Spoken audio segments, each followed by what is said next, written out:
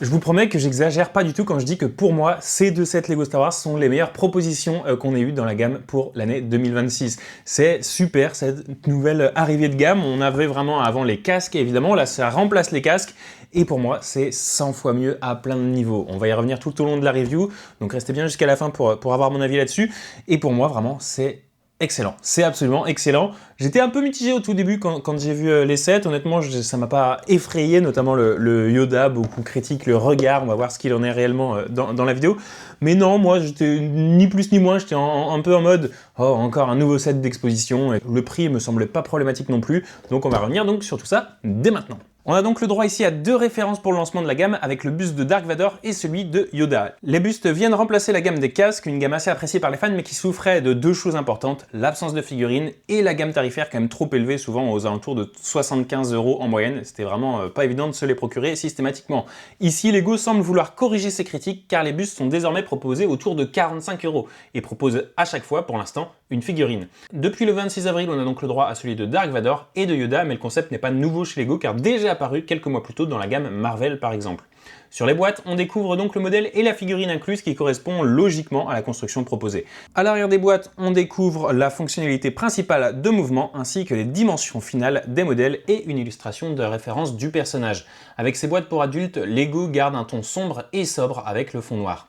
Une chose de positive à noter avec le packaging est l'inclusion dans la notice de construction d'une page d'information et d'illustration au début. Ça c'est souvent le cas, mais en revanche c'est très rare d'avoir le droit à la traduction française qui est très appréciable. Et en fait non, en fait c'est très bizarre ce que je vais vous dire là. Moi j'ai les 7 versions françaises, je les ai achetés en France, un dans un Leclerc, un autre m'a été livré par Lego et je n'ai le texte qu'en anglais.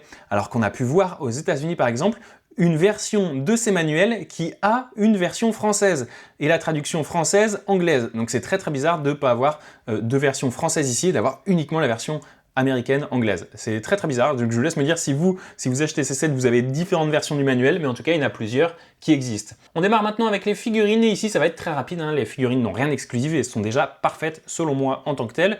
Elles peuvent prendre place directement sur le stand et c'est là le principal problème peut-être que je peux avoir avec le set, ce nouveau stand. Je le trouve un peu trop carré, trop simple par rapport à ceux qu'on avait par exemple pour les casques ou alors pour les midi-scale qui étaient un petit peu plus recherchés au niveau des formes et qui rendait un peu plus honneur au set. Là, c'est vraiment juste un assemblage très simple. Un point positif cependant de ce design est la possibilité d'exposer le set avec ou sans la figurine et donc de modifier le stand en fonction. Chacun peut donc choisir sa manière d'exposer ce set. Enfin, une petite plaque informative est incluse et correspond au même format que celle vue dans les midi-scale, ce qui peut signifier que Lego souhaite unifier ces différentes sous-gammes, ce qui me semble être bienvenu et pertinent plutôt que d'avoir plein de plaques différentes à chaque fois.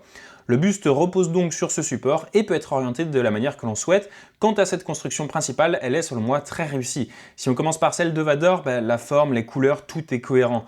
Les proportions sont bonnes et les pièces sont toutes imprimées. Aucun sticker donc dans ce set qui est un excellent point. La tête peut être orientée et le tout est vraiment très agréable à regarder et à manipuler. Le rapport stud et pièces lisses est également très bon et n'a rien à voir avec le casque de Dark Vador sorti des années plus tôt. Ces deux sets représentent le même personnage mais personnellement je pense que le nouveau est vraiment supérieur en tout point à l'ancienne version. Plus propre, mieux fini, plus complet, j'aime vraiment beaucoup ce buste et Lego a vraiment fait un excellent travail dessus. Maintenant, pour Yoda, c'est plus délicat, car c'est toujours plus difficile de représenter des expressions humaines en Lego et le problème pointé par beaucoup se situe au niveau des yeux du personnage. Je peux comprendre qu'on puisse y être réticent, mais en toute franchise, ça me choque pas plus que ça et les pièces utilisées pour les yeux me semblent assez adaptées. À chacun de choisir l'orientation éventuellement des oreilles ainsi que des sourcils pour avoir le meilleur modèle d'exposition possible. Tout le reste pour ce Yoda est excellent, la construction est assez méticuleuse, ce sont beaucoup de petites pièces, mais ça rend la construction aussi intéressante. C'est très satisfaisant de le voir prendre vie. A noter que Yoda a le sabre laser inclus et pas Dark Vador, alors c'est une addition sympa, mais pour ceux qui aiment la continuité et la cohérence dans les sets, alors cette gamme risque de pas forcément les satisfaire, car avec ces tout premiers modèles, on a déjà une figurine qui n'a que le buste, comme c'est le cas de Vador, alors qu'ici les bras et le haut du corps de Yoda sont inclus. La définition officielle du buste étant pourtant, je cite, la partie supérieure du corps humain concernant la tête, le cou et la poitrine en excluant les bras. Donc à vous de choisir si ça vous pose un problème, mais de mon côté, moi ça me choque pas plus que ça. Lego peut garder le choix de ce qu'il souhaite représenter selon chaque personnage et ne s'enferme pas dans une seule catégorie précise. Pour ce qui est du prix, le tarif de 50 € pour Vador me choque pas plus que ça. Celui de 40 € pour Yoda est encore mieux, et puis dans quelques mois on les aura en réduction. Mais c'est pas quelque chose de rédhibitoire sur ces sets, comme c'est le cas pour beaucoup d'autres. On va pouvoir le comparer rapidement à la TAT qui est sortie cette année au prix de 65 €. Le Yoda à 40 € à côté est pas du tout choquant. Si vous n'étiez pas choqué par le prix de la TAT, je vois pas pourquoi vous le seriez avec ce Yoda. Ben voilà, pour moi c'est vraiment excellent ce que nous propose Lego ici avec, alors sans parler de ces modèles-là, juste la nouvelle sous-gamme, j'aime beaucoup. Personnellement, j'étais vraiment pas un fan des casques, je trouvais ça... déjà, ça pouvait vite être redondant étant donné que c'était que les casques. Là, on a beaucoup plus de possibilités en faisant toutes sortes de personnages qui existent, droïdes, humains, aliens. On a également les figurines qui sont incluses et ça faisait des années qu'on les demandait sur les casques, donc ça c'est cool. Et surtout, pour moi, le gros point positif, c'est... Oui, j'en ai marre des sets d'exposition, mais en particulier de tous les sets d'exposition. Alors, je parle pas des UCS qui sont excellents et très très chers. J'en ai marre des sets d'exposition qui étaient situés tout le temps aux alentours des 70, 80, 90 €, 100 € pour certains dioramas. C'était vraiment trop cher pour des sets juste qui prennent la poussière.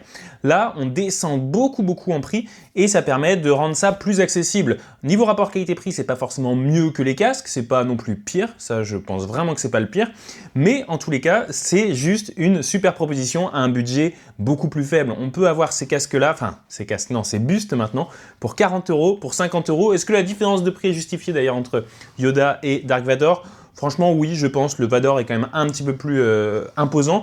Et puis surtout, il y a plus de pièces peut-être plus rares. Là, c'est des pièces beaucoup plus communes, des petites slopes, des petites plates pour Yoda, alors que le Dark Vador est un peu plus robuste, on va dire. Donc, est-ce que je vous recommande ces sets à ce prix-là de 40 et de 50 €? Oui. Si vous pouvez les avoir en promo comme d'habitude, tant mieux, mais le prix ne me choque pas et je ne vais pas plus en parler ici. Le résultat est vraiment très convaincant et c'est le genre de set, vraiment, et je sais que ça peut être nul de dire ça, mais je vous promets, c'est le genre de set où quand on l'a dans les mains, quand on l'a chez soi en vrai, c'est vraiment différent. On voit les choses d'une manière différente par rapport aux images. Le Yoda, ma copine avait été choquée par le Yoda et elle disait « Oh, c'est affreux, c'est affreux ». Moi, j'étais en mode « Oh, ça me choque pas plus que ça » quand on a eu les photos de révélation. Et puis là, elle a dit « Ah oui, non, c'est vrai que ça rend vachement mieux ». Et c'est vrai que le Yoda est franchement pas si raté que ça. C'est toujours compliqué de faire des formes plus humaines en Lego, donc faut pas s'attendre non plus à avoir, enfin on n'est pas sur des répliques Altaïa ou je sais pas trop quoi comme marques qui peuvent exister ultra fidèles et tout, on reste sur du Lego. Donc pour ce qu'on peut faire en Lego, c'est vraiment très bon. Un autre atout de ces sets, c'est l'absence totale de stickers et c'est probablement quelque chose qui va rester dans la suite de ces sets. Si les bustes ont à chaque fois une figurine, n'ont pas de stickers et un prix correct, pour moi c'est incroyable. Voilà, j'espère que cette petite vidéo vous aura plu. Je vous promets que je suis pas payé par Lego ou quoi. Là, ça fait plaisir de voir un petit peu d'optimisme. On est loin des sets comme on avait juste ici, qui sont beaucoup trop chers. J'ai fait les reviews sur la chaîne YouTube si ça vous intéresse. C'est vraiment entre ces deux sets et celui-ci, je préfère largement ces deux sets qui sont en plus moins chers ensemble largement que celui-ci. Pareil pour la TRT Attack et d'autres sets qui sortent là, liés au film Mandalorian Grogu. Non, là on a vraiment des super sets qui peuvent venir à beaucoup de monde. J'aime aussi beaucoup pour terminer la proposition de Lego de faire quelque chose de la trilogie originale et tout de suite de la prélogie, de ne pas attendre 3 ans comme souvent pour faire quelque chose de très différent. Il n'y a pas la postlogie malheureusement. Je dis malheureusement, ça aurait été cool de lancer avec les 3 époques. On aurait pu avoir juste, s'ils veulent pas prendre trop de risques, un Luke Skywalker, un Kylo Ren aussi, ça aurait pu être quand même stylé. Donc voilà, ici c'était pas le cas. Donc j'ai hâte en tout cas de voir les propositions qui seront possibles par la suite. C'est ça qui est très excitant, de voir peut-être Grievous, le Comte Dooku, là c'est pour parler des figurines qu'on attend depuis des années, mais un Grievous comme ça peut être magnifique. Et puis je suis sûr que vous aurez plein d'autres idées, des Clone Troopers, des Stormtroopers en commentaire. Donc je vous laisse me dire ce que vous aimeriez voir comme notre buste dans cette gamme. Et puis on se retrouve pour une prochaine vidéo. Merci à tous d'avoir regardé. À très vite.